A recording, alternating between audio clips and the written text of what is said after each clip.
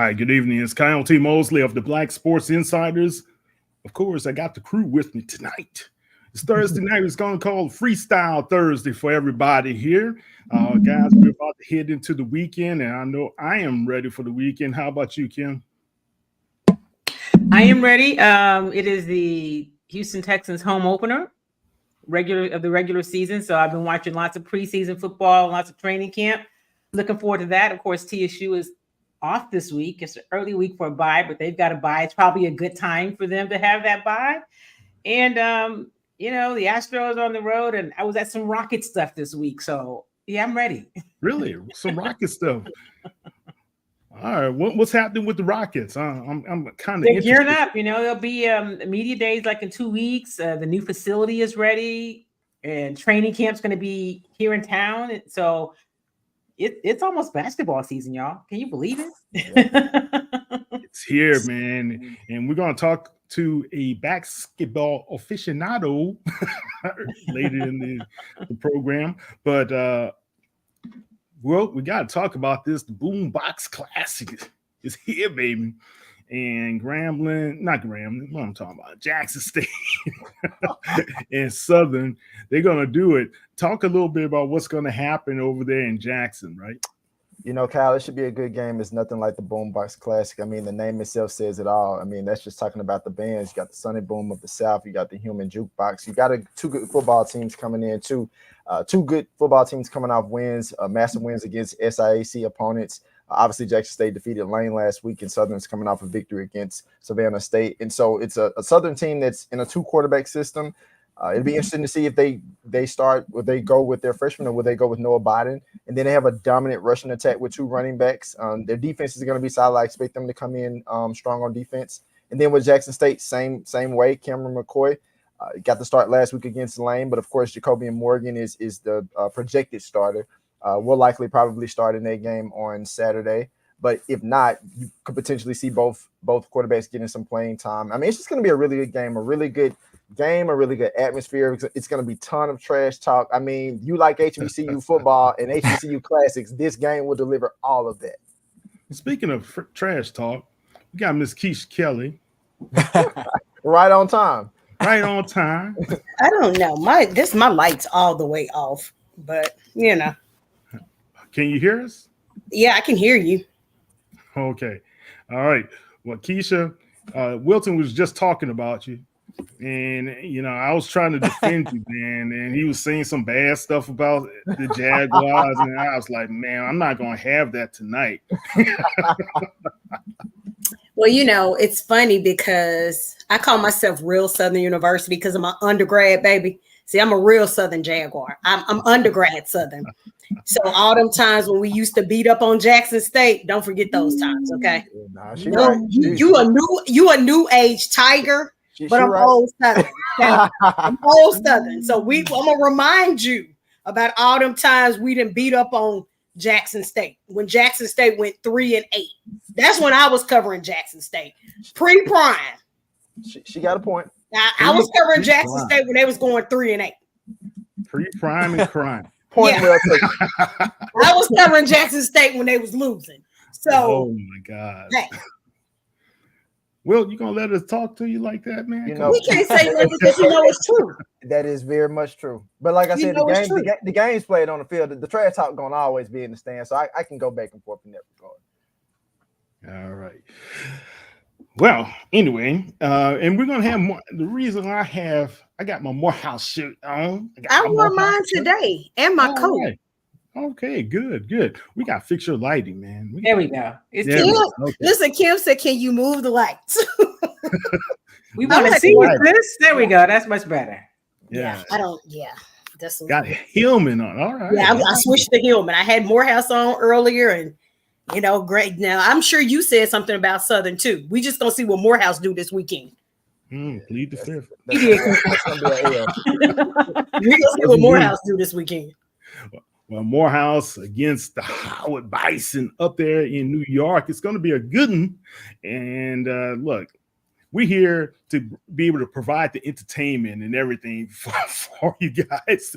Morehouse is going to show out. I think it's still going to possibly be a close game. And the way Howard was last week there, Ray, it kind of made you a little bit nervous, did it? Listen, sometimes you got to take the wins where you can get them. Yeah. Ray, what's your thoughts about the Bison? Can you hear?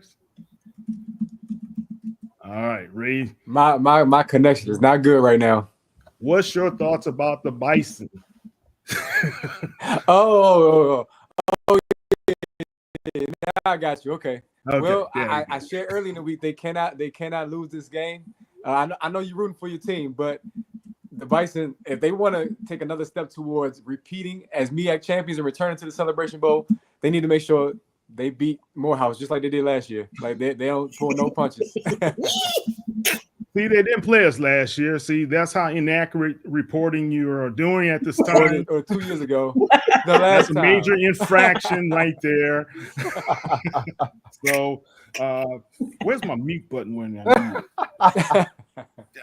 See, what was the score though last time they met? A little to a lot. 0-0 at halftime. How about that? Is that what we're doing now? Halftime scores? Well, sounds like they took. You know what his team. They took a L. Schools in the quarter early, right? 12-10. Yeah. All right, come on now. Well, guys, it's been kind of an eventful day.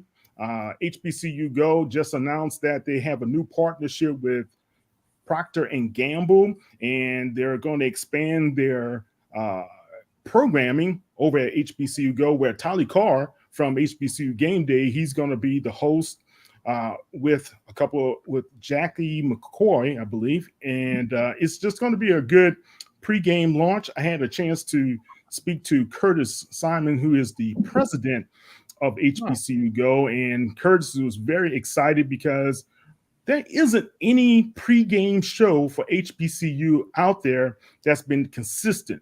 And he's got to be right about this one. You know, you got Charlie Neal, of course.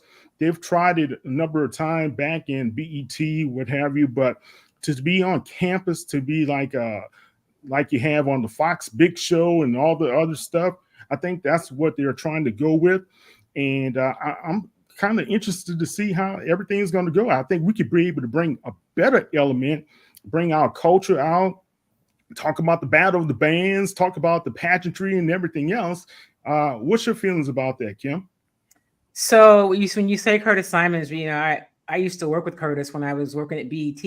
Wow. And he has always been very passionate about HBCU sports. Even when Willie Gary had that stint at the NBC Sports, and we did a lot of live games and broadcasts, and did them just like you would do them for anywhere else. And so the good thing is that it's just Curtis, and he feels like it should be no drop off in production and quality because it's HBCUs. So I'm super confident that he's going to do a good job with it.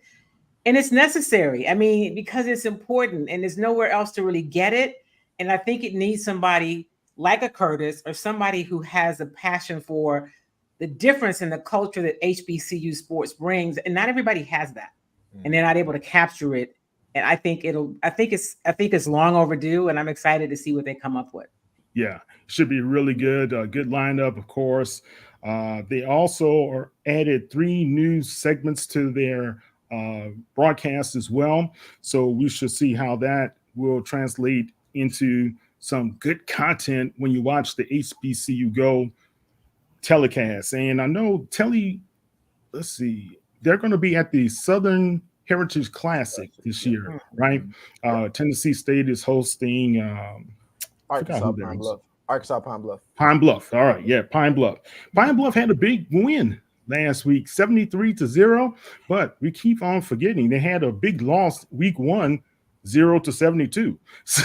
So that must be the biggest swing, Wilton, that any team has had in 2 weeks, going from 0-72 to 73-0 on the scoreboard. So that should be a good one. Eddie George, I know he said he does not mind the opportunity to have the classic again with Jackson State. How the Jacksonians feeling about that? Oh, since they found out that they weren't playing Tennessee State, they want that game back. I can guarantee you. And most of them, their sentiments with that situation as to why they're not playing Tennessee State, they all point that back towards Coach Prime. And I can assure you, most of them, this was a game that's traditionally had always been Jackson State, Tennessee State for a while. Not every single year, but for a while. And so students, alumni, they were looking forward to leaving Jackson on a Thursday or a Friday, making a 3.5-hour trip to Memphis to enjoy a good game against a competitive and quality Tennessee State opponent. So it's not bad that they switched up the two teams in this game, but it's just not the same. It just doesn't give that same feel as your traditional Southern Heritage Classic as we know it to be within like the last 2 decades. Yeah, definitely. Classics, old rivalries, culture, clashes between family and friends, longtime loved ones is all there when you have Tennessee State and Jackson State, and going back to old John Merritt days, and the legends that were on the sidelines for Jackson State as well. It's just great to be able to have that back, and hopefully next year they can be able to renew the rivalry. Just like Morehouse when we're going to beat up on Howard, guys. So I see you smirking there, Ray. You don't even believe that. All right, guys. Kim. Yes. We had a good conversation with Coach Tomekia Reed. She left Jackson State. She's now at UNC Charlotte. Talk a little bit about what she was discussing with you. Yeah, it was good. And I actually cut it in half because I had a chance to talk with her for quite a while. And she just really talked about the differences, right? She spent so much time in Jackson State. She made it very clear that while she is super excited about this opportunity and all that's coming with it, that she was always very committed to Jackson State. She was, that she put it 2 feet in when she was there. So she just talked about the difference, what's different, in terms of resources and putting the team together and, moving her son and just all that comes with being in this different conference. And you don't really know what you don't have until you have something different. And that's what she's doing right now. So she talks about, and, she's embracing it and looking forward to it, but she has a lot of love for Jackson State and for SWAC and HBCUs in general. Now, Wilton, you're there at Jackson State. What's the vibe since she's gone and now Coach Prime's gone as well? Is it kind of different for the Jackson State faithful? Yes, it's different. I wouldn't necessarily say it's a bad thing. I think the people who were following Jackson State before Coach Prime I'll talk about Coach Prime first. The people that were following Jackson State before Coach Prime got there are still following Jackson State. I think it's a situation of obviously fans, alumni, people that watched Jackson State during his tenure enjoyed the fact that Jackson State had the level of success that they had, but Jackson State football is still alive and well, and people that enjoy Jackson State football after Prime and obviously into TC Taylor's second year running the program, they're still watching Jackson State football. You're talking about a coach in TC Taylor who was a former player through Jackson State, so he knows the culture of what it's supposed to look like. And when you talk about Tomekia Reed, one word I can describe with Tomekia Reed is dominance. Yes. From her first season when she got there, I remember her first season, she struggled a little bit in the regular season, and people kind of questioned, like, well, did they make the right decision? Did Jackson State make the right hire? That first season, she ended up going to the SWAC tournament, getting to either the semifinal or the championship game, and she lost to Southern. But after that, you talk about back-to-back years, recruiting classes were strong, players that she brought into the program were strong. It was just a different level of energy that you grew to expect from Jackson State women's basketball, and she did it. She left her mark on Jackson State basketball, and going forward, obviously Jackson State has a new coach, but there's a certain expectation that Jackson State women's basketball has now, and you can only hope that the new coach is going to live up to that in her own way. Right. Did she give you a sense, Kim, that there's some trepidation with this new role that she has embarked on and accepted over at UNC Charlotte? No, not at all. In fact, just the opposite. She said she feels ready. She's excited and energized. She's just making adjustments to like being in a big city and dealing with traffic and, now having to have a calendar, right? And I laughed. I said, because I'm one of those people that says, if it is not on my calendar, it does not exist. And she said, people used to always talking about calendars, and now I know I have a calendar.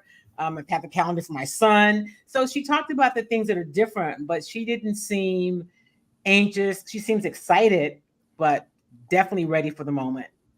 All right, guys, let's take a listen to Coach Reed. Let's pay some bills first, and we'll be back in a few minutes.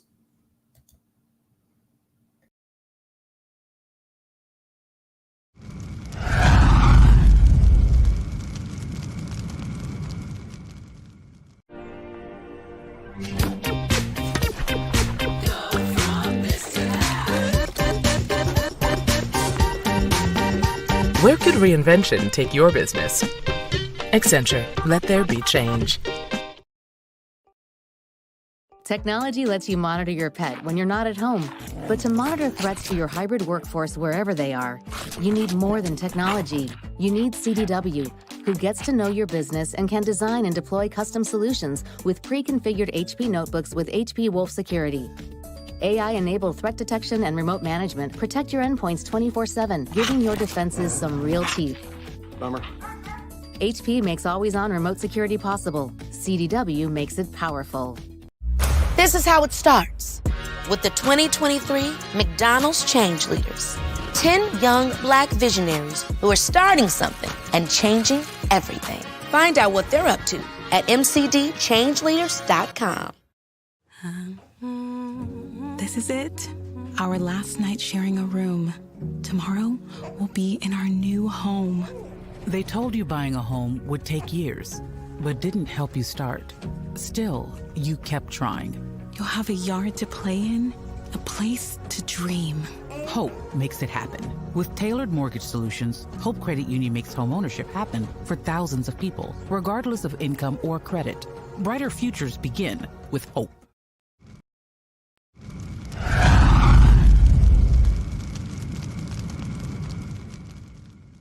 So I'm excited to have Coach Tomekia Reed joining me today for a little conversation. I've had a chance to follow you when you were in the SWAC. I know you were the 4-time SWAC Coach of the Year, had a ton of success at Jackson State and a very impressive spring, so much so that in addition to all the other great work you've done, you are now in a new home. So thank you for chatting with me, and how are you?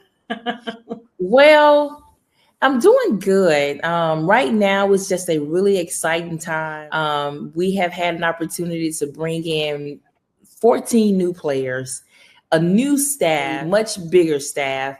And so right now, I am just adjusting to our new team, our new staff, our new city, and getting my son acclimated with school.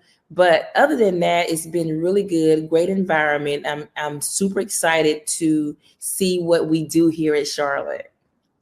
So I have to go back to something. You said you have 14 new players.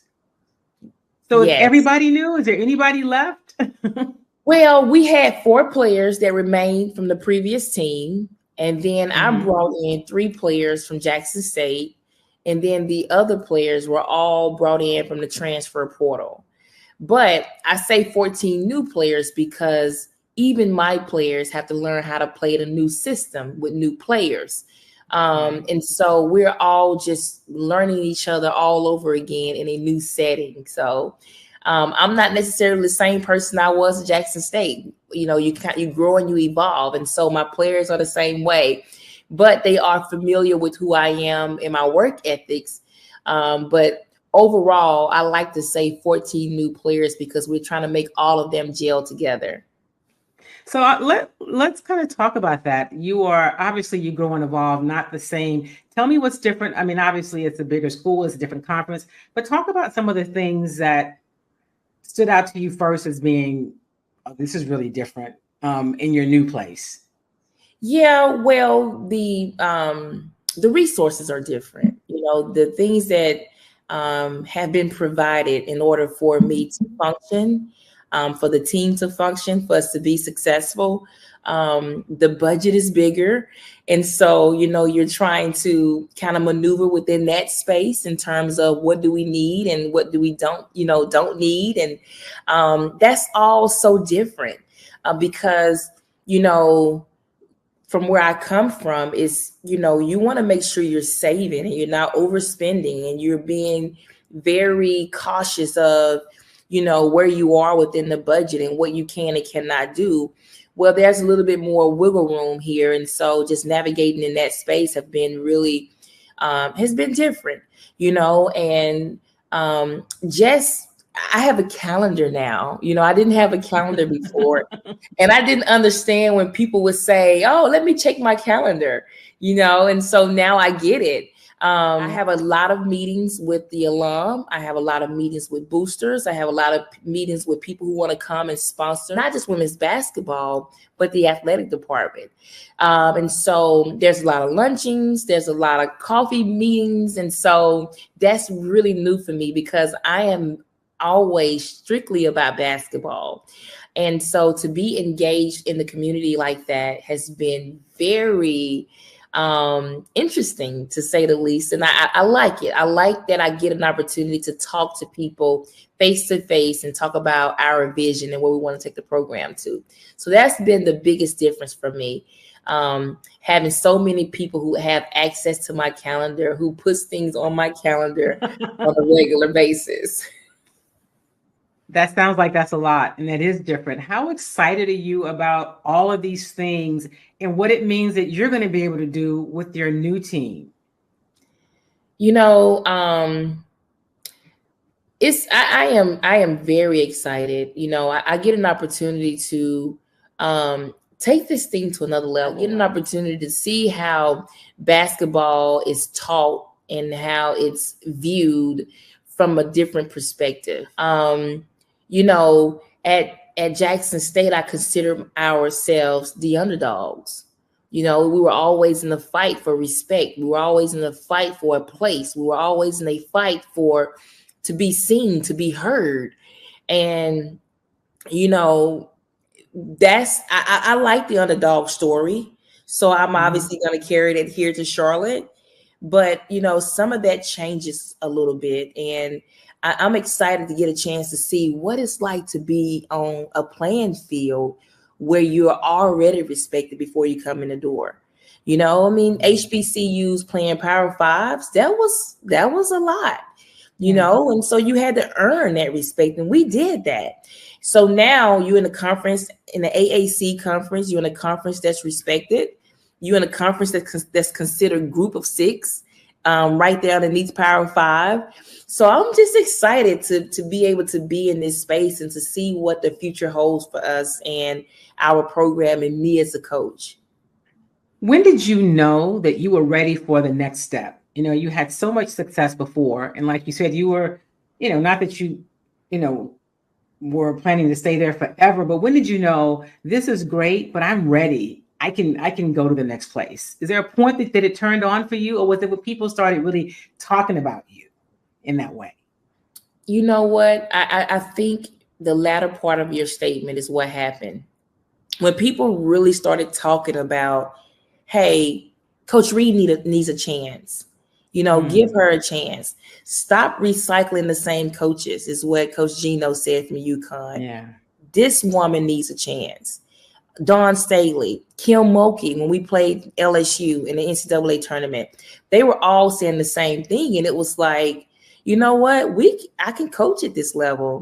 This is fun. This is high level, and the strategizing is different. But I love that. And, when I was able to see our team in the SWAC with way less resources than those schools, and we were there competing, I was like, you know what? We're doing some really good things at this level. And we can go to another level and be as successful as we are here. We should be able to. And so that's why, I've always thought that. But I want to be very clear. I was always 2 feet in at Jackson State. And I think that's why God has been so good to me and has truly blessed me. I really wanted to make a difference. I really wanted to do things that had never been done. I really wanted to knock down walls and, for the underdogs to rise. That was my goal. And I really wanted to win the first round of the NCAA tournament. And we had done everything except for that. So, but, I'm just thankful for this next opportunity to be here and to take those experiences that I had at Jackson State here to Charlotte.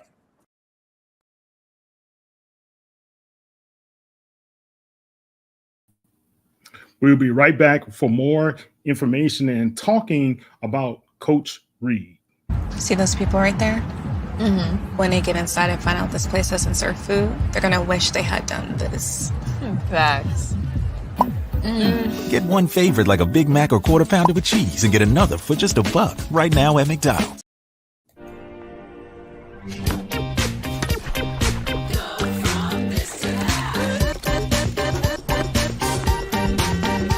Where could reinvention take your business?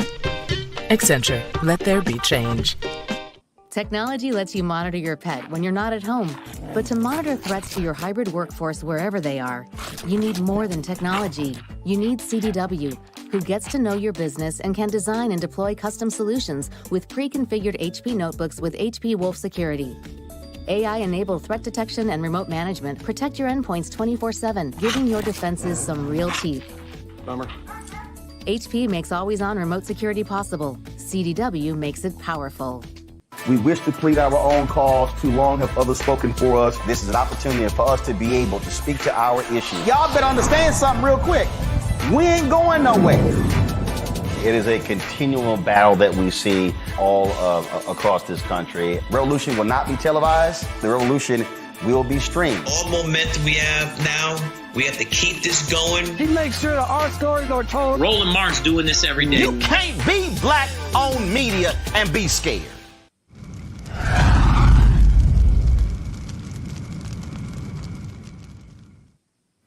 All right, we are back. Kim, talk about that conversation. It was pretty good. The first part that we've heard.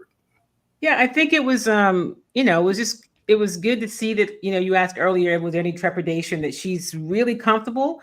She is embracing the challenges that come with it and all of the support, right?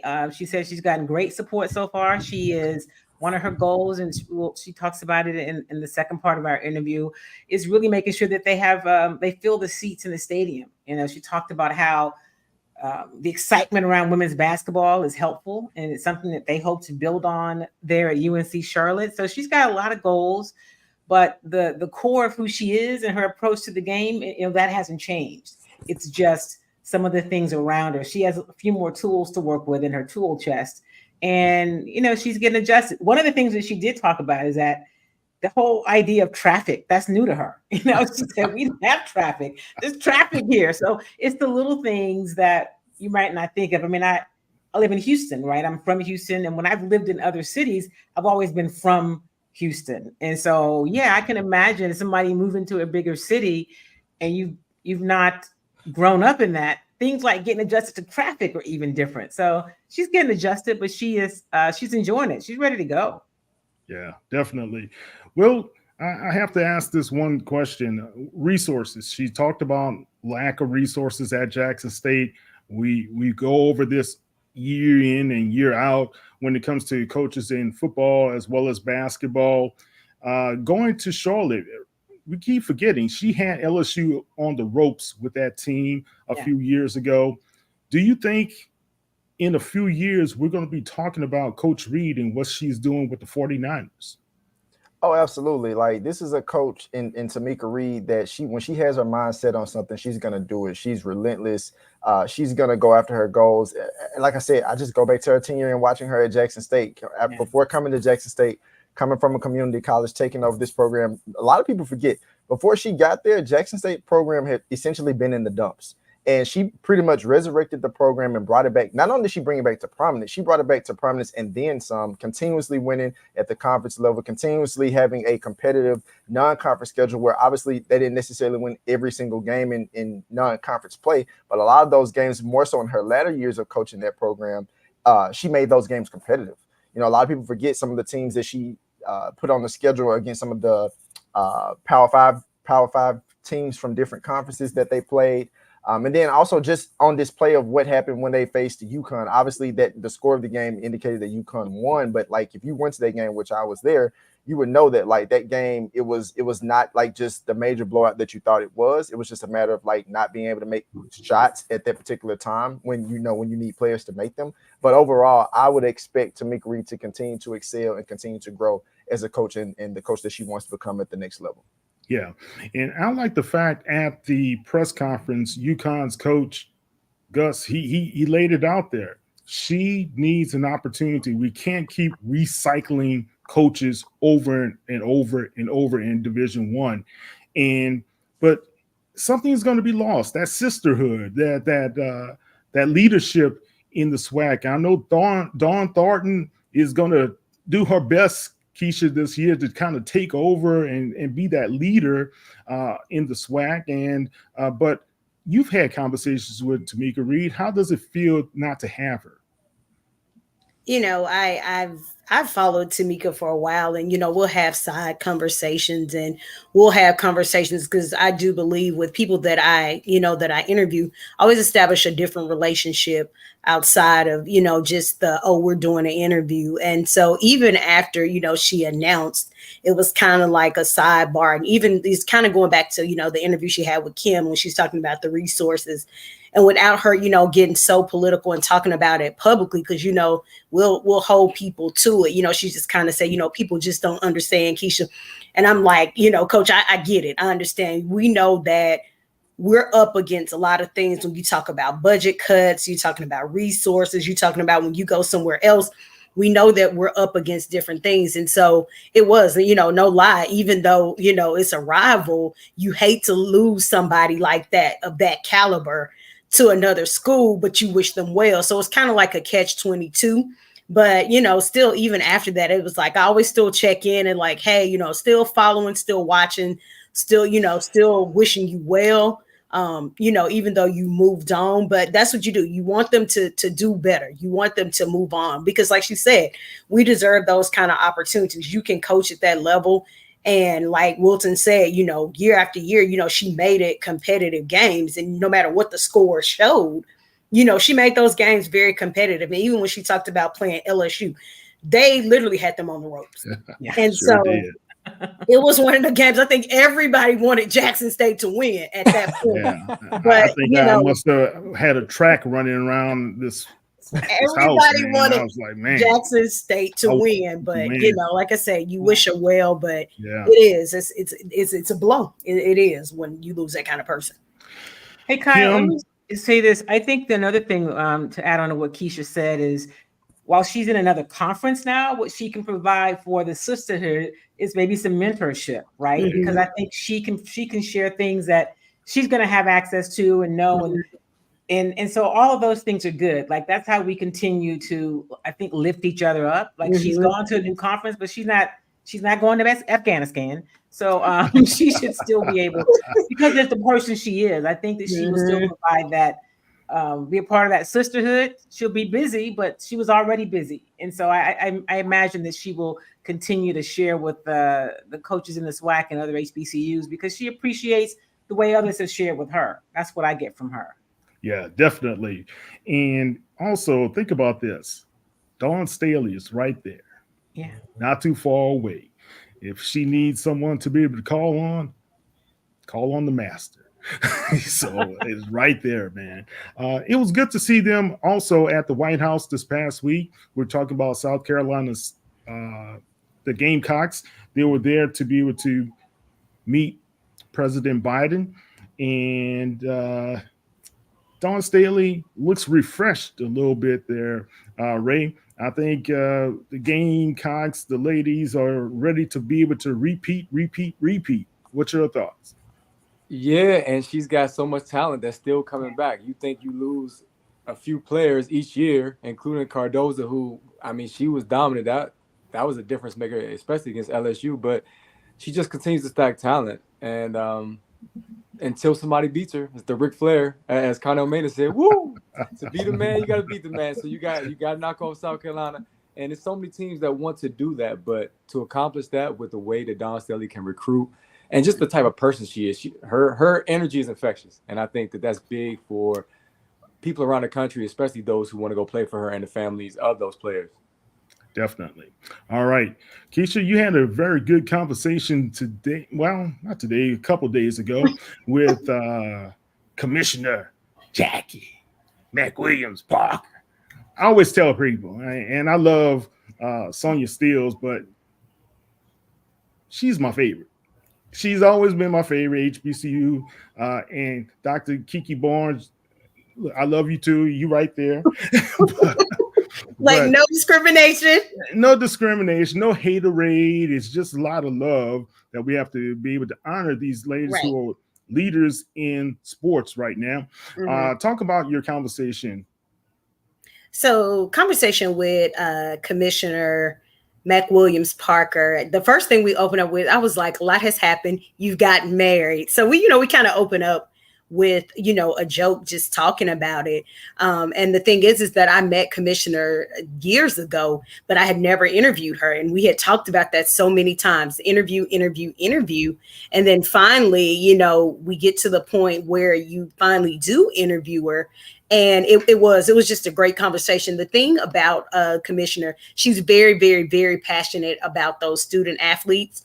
She's very passionate about the CIAA, very passionate about HBCUs. But one of the things that I can say that she really highlighted and making sure that it's being done and brought to the forefront is making sure that women's sports are getting the same attention over in the CIAA that the men's sports are getting. So to just talk to her and just, hear how passionate she is about the CIAA. Very, very, very, that is a competitive commissioner. She is very, very, very competitive. So she was a competitive ball player. So. I said, can you still play basketball and volleyball? She was like, girl, yes.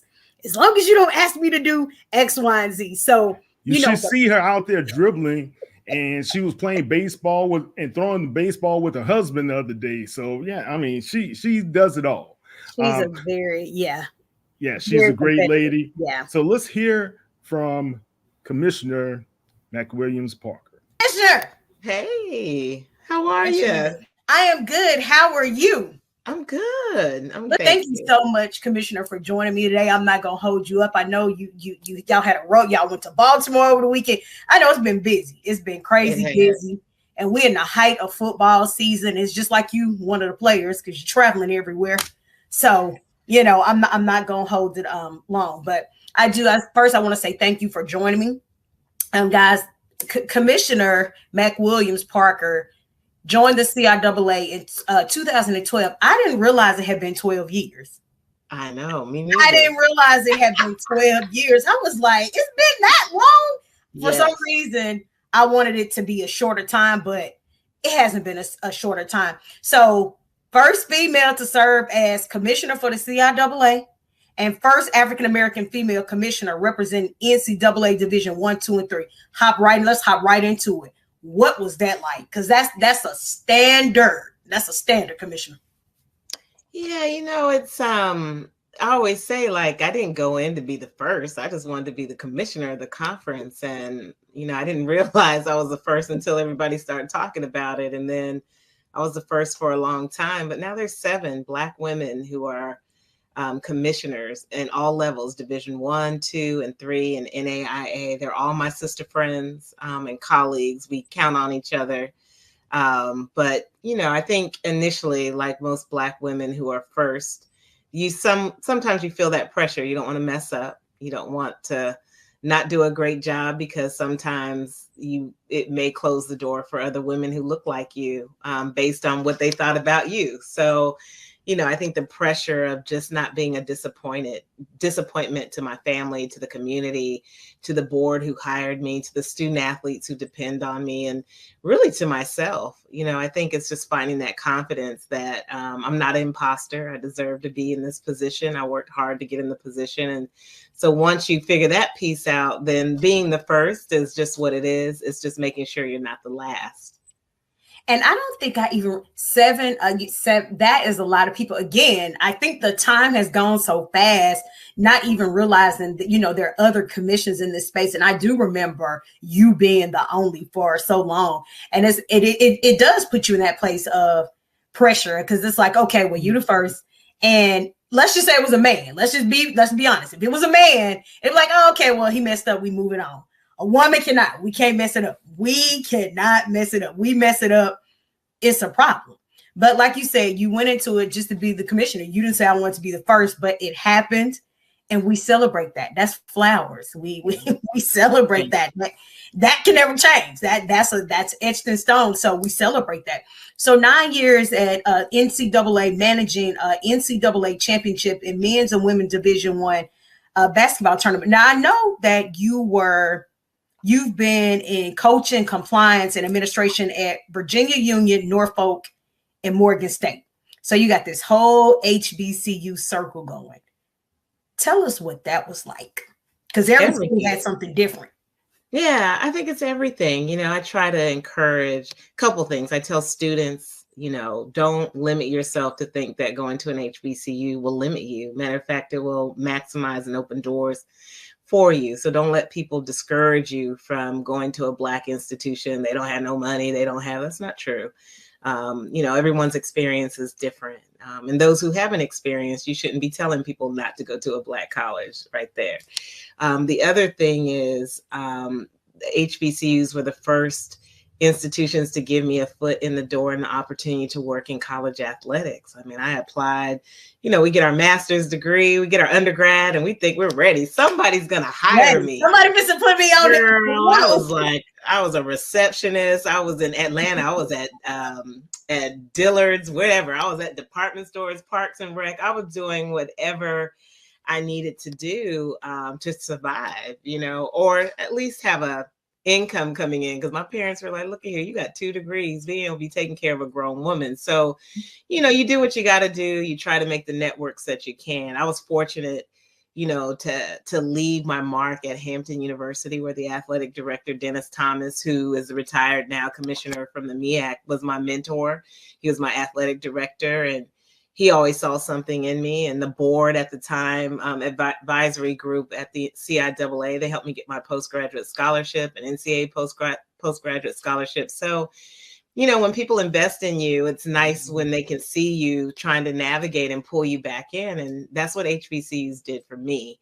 And I see us do it a lot for a lot of our students and our athletes and administrators. When somebody else doesn't give you a chance, we always give you a place to land, to get your feet wet and to get back solid, to move forward. And that's what it did. Virginia Union was my first place. I'll be forever in love with Virginia Union. I'm in their Hall of Fame. Their women's athletics program needed some TLC, and I was young. I think I was 22 or 23 when I took that job on, and these young ladies were 18 and 19, and here I am supposed to be acting like the adult.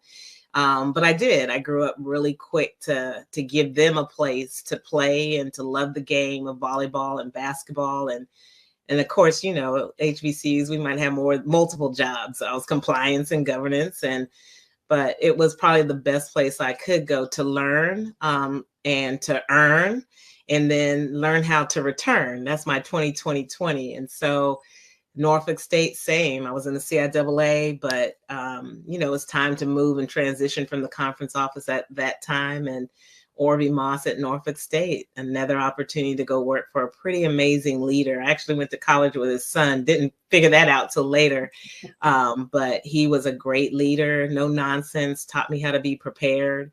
I mean, I think it's just the culture of HBCUs. Like we are a culture that's committed to excellence, no matter where you go, and to make sure that people get what they need as best as they can, so they're prepared to go to the next place or the next opportunity. And that's what Morgan State did as well. They pushed me out the nest because I wasn't trying to leave Morgan. I love Morgan State. And I remember Dr. Perry or Mr. Perry, who was in the VP of Student Affairs, was like, the NCAA is probably like that one opportunity that you'll get. It's hard to get those jobs. And I was on national committees, so I had already had the network and connections. And that's how I even got the chance to apply, because of my relationships there. And so when I applied and got the job, I was out. And that's when I went to the Indianapolis and never wanted to live in Indy. Don't like Indianapolis.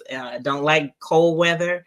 But it was truly a place where I grew and learned to love organizational structure, the politics, the governance, membership, making a difference for student athletes. And that's where the passion of wanting to come back to the CIAA came. I wanted to come home and give as best as I could with less resources, but still have resources to give them those experiences we were giving to students across the nation at the NCAA.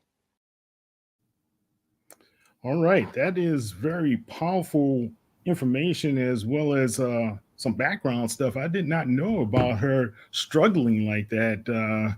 But everybody who struggles and goes through it has a great story, and she also has a great mission, right? Right. So in the talk with her, I know she was the first, and now we have Dr. Kiki Barnes, who's a part of the HBCU Athletic Conference. We have Sonia Steele, who's the commissioner of the MEAC. And you have a number of athletic directors that are just coming up, and VPs of athletic as well, that are just popping up all over the place. How does she feel about that? Did she even talk a little bit about how the growth in for the women who leading these sports departments and conferences are really impacting young ladies like yourself, Keisha, and other younger ladies?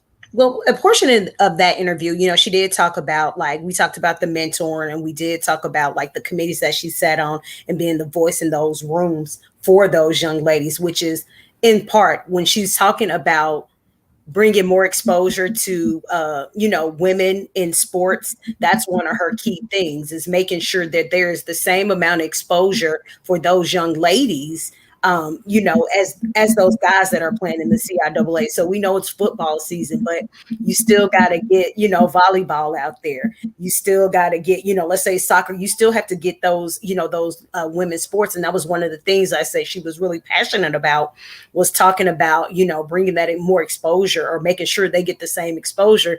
And I tell y'all, she did drop that tidbit. She said, you know, they're talking about getting flag football for women. So, you know, we look up and it's flag football, but that, you know, just, you know, like she said, I didn't go in, you know, to be the first, but it happened like that. And, you know, for people that know her, she's really serious. I always say that they protect her. They protect the commissioner. Women that are around her protect her really much.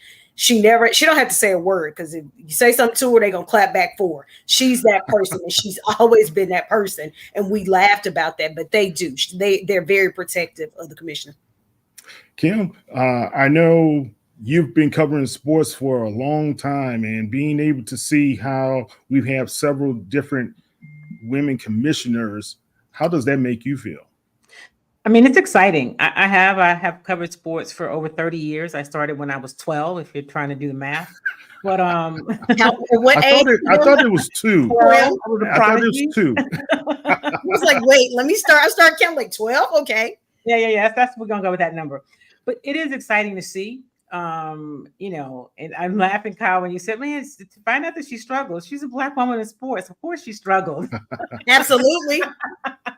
That's what we do. She does it so class. She has so much class about it, right? Listen, you know, and that's what you have to do. That's why she's having a success, because when you decide as a woman to step into this space, you already know, especially if you've been in it a long time where there really weren't any others, you say, okay, I'm going to deal with this, and whatever comes with it, I'm just going to be committed, and I'm going to be great, and I'm going to get there. And I think that's the attitude that she probably had. And so what you see now is just the fact that she's polished, she's gone through it, she knows what she's doing, she's confident, and it's just good to see her there, and to know that there's 6 others, so there's 7 of them, and I think that's pretty exciting, which means that there's room for a lot more. Yeah, and Ray, you've been to those CIAA basketball tournaments. Those are some of the best in the world, and I spoke to Stephen Gaither about it, and he said it's just because of the history on that East Coast and how people just gravitate to that tournament, and it's just in close proximity being in Baltimore. Talk about what she's been able to do with that tournament and transform it into like a mega event. I'm gonna stay positive. Even though I live in the state of Maryland, I'm not gonna lie. I liked it better when it was down south in Charlotte. So I don't want to start anything though. But I just had to mention it. But in terms of the state of Maryland and having the support of the governor and so much revenue that it brings to Baltimore and what it does for that community and that city is so important. And that's partly why she did not want to move it back down south as many people requested. You know, it's hard to adapt to change. And moving into Baltimore was huge for the CIAA. But what she was saying is Baltimore City already gets a bad rap. And then also we got older folk who don't want to get used to the digital age. They don't want to scan the barcode to get into the arena. But she's like, we got to evolve. And the CIAA tournament has evolved greatly. The culture is still great. The schools are still good. And she is just doing a lot in terms of just, again, creating opportunities for Black businesses, especially in that area too. And she loves that aspect and her energy level. I mean, they heckle her sometimes because she got the Hampton ties. They call it Hampton Institute around here. That's Howard. But she laughs it off. She just always seems like she's having a good time. And I think that energy just rubs off on so many people. And it's also brought eyes out from outside the HBCU world to HBCU basketball at that level. And I think it's amazing. People love to go just for it being a social event, not just because it's great basketball. Yeah. And last thing, Keisha, I mean, the partnerships and the sponsorships she's been able to bring in since being a commissioner and being able to fund that event, as well as the helping to grow that conference that is the oldest conference for Black sports in the country. So how important was that? Is that something that she touched on later in the interview? She did talk about the partnerships, and here recently, I guess a couple of days ago, she was talking about HBCU Go. I think she might have said, I want to say 10 years. But they're now, you know, all of their games you can watch their games and everything on HBCU Go TV as well. And, you know, HBCU Go TV just has quality content. They truly do. And so that was probably like the main thing, because it's the most recent. Just talking about that. And, you know, we talked about some deals that they had done when she first came in, but that's the main one that's just come about, the partnership with HBCU Go TV. Yeah, I know they worked a number of years to be able to make sure that one was going to make sense for the CIAA, and I'm glad they were able to get it done. All right, guys, we're going to start wrapping up the show. Just got word of a unfortunate incident. West Virginia State postponed their game because of a homicide. Did you hear about that one, Wilt? I did not hear about that. But no, I mean, it's just even when you hear about a situation like that, you just, you know, it's just your heart goes out to that situation, and you just never something that you ever want to hear in a situation with an HBCU or a student or anything like that. Yeah, one of their football players, Mr. Harrington, he lost his life on Wednesday. It was a off-campus incident. And he was a senior member of the Yellow Jacket football team. And let's pray for him, his family. But I just think something like that has to really affect you. I recall my senior year losing one of my band members, and that was close to us. And we just we weren't the same after that, man. So let's pray for his family, as well as the West Virginia State family who are going to be affected by that. Nick Cannon is going to be the host of the Honda Battle of the Bands out in California in January. Nick Cannon, that should be great to have the drum line back, right?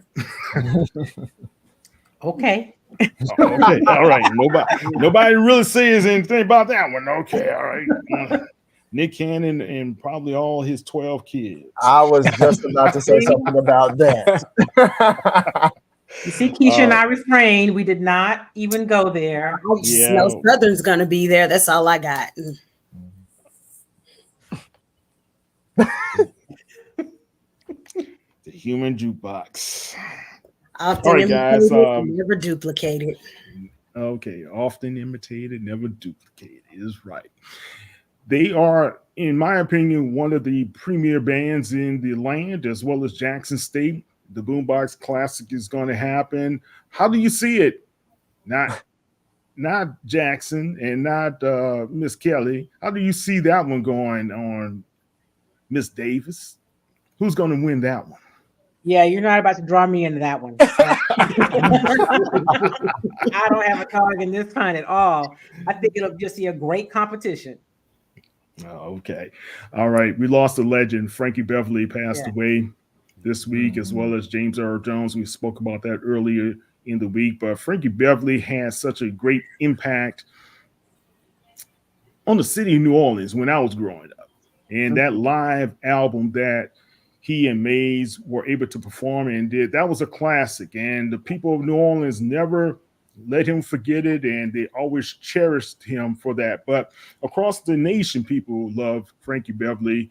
Any thoughts about Mr. Beverly that you guys would like to talk to the audience about before we leave?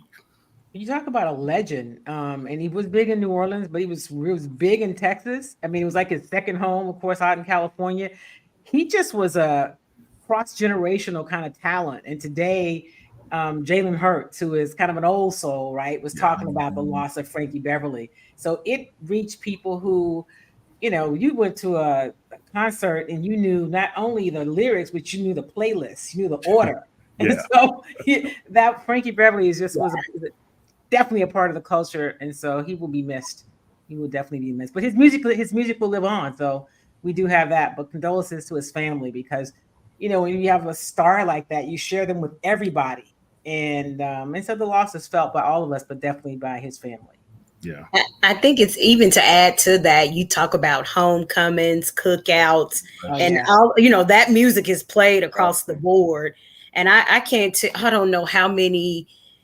Essence Fests and stuff that, New Orleans done. It's like, all right, the lineup somewhere on there. They're going to be in that lineup. But I agree with the sentiments, his family shared him with us. And it was just like a tremendous loss. And it is that music, like you said, it's going to live on forever because it's cookouts, and we're going to hear it at homecomings, and we're going to hear it at halftimes even more. It's going to be amplified now that he's gone. Yeah. Look, I had an opportunity to see him at multiple Zulu balls. See? See? It was just known, hey, it was going to be, we hope it's Frankie Beverly. Yeah. That's all we would care about. Yeah. Is Frankie Beverly, we were still good. And you were going to have a great time at the Zulu ball in New Orleans for Mardi Gras. All right, guys, and any upcoming games in the MEAC that we should focus on there, Ray? A lot of money games this weekend. That's what Connell Manor calls them. He said you got to play those big schools. So you got South Carolina State playing Georgia Southern, North Carolina Central's playing the Tar Heels, North Carolina, and then Morgan State's playing Ohio. So good luck to those teams. Excited to see what Chinnisbury is going to do. But it's the Battle of the Bay. That's what everybody's looking at in the MEAC this weekend. Norfolk and Hampton. We talked about it Monday. Coach Odom's got to have this one. Got to have this game. I think Coach O is going to pull it out, man. Those Pirates, they're kind of pesky, but I think Coach O is going to pull it out. You got to. He ain't got no choice. Man. All right. And look, guys, if y'all need to follow more of the content that we have, go to HBCU Legends, and you can check us out at hbculegends.net. I'm going to have all the latest scores this weekend. We're going to have some updates. I'm probably will do a couple of halftime updates for you guys as well. And also, we're going to have some previews of the games to focus on in the SWAC. And Prairie View is going up to Michigan State. That's going to be very interesting how that one comes out of the wash. But there's some good schools and good programs that are going to be in your area. Go and support them. They really need to have your attendance and need to have you there. Last thoughts before we get off the air, guys. When you mentioned Frankie Beverly, I thought you was going to do the freak. Remember you did that on my show, man. You had to do the dance. I just have to say this about Frankie Beverly. As a person who was in the band in high school, and I went to a predominantly all-black high school, Jimmy Hill High School in Jackson, Mississippi, not far from Jackson State. Of course, everybody remembers Before I Let Go. But if you've ever had the chance, well, all of us, I'm sure, have had the chance to listen to Golden Time of Day, like a band playing that song. Oh my God! Like when he passed away. Oh, absolutely. It just hits different now. It does. And I had a chance to listen to it today as well, man. And I think it was the Jackson State band playing it. And it was great to listen to. Guys, I'm Kyle T. Mosley of Black Sports Insiders with Kim Davis, Keisha Kelly, Wilton Jackson II, and Ray Rogers. And Wale, we miss you again, baby. We are out. Take care. Have a good day.